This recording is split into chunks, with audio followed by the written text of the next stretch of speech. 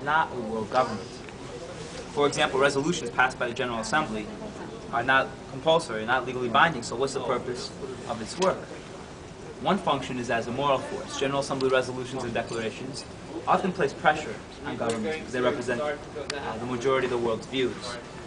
Before I pointed out the Universal Declaration of Human Rights that was adopted by the General Assembly in 1948, I also gave the example of this treaty that bans anti-personnel landmines.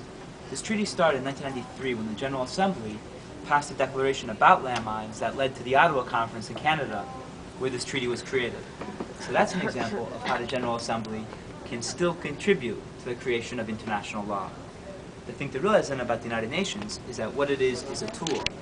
The United Nations is a tool that the member states can use if they want to, and a tool that the member states can make as powerful and as effective as they want it to be. The first Secretary General, does anyone remember who he was, or at least from what country he came from? Norway? He came from Norway, Trygve Lie. And he once wrote, "The United Nations is no stronger than the collective will of the nations that support it."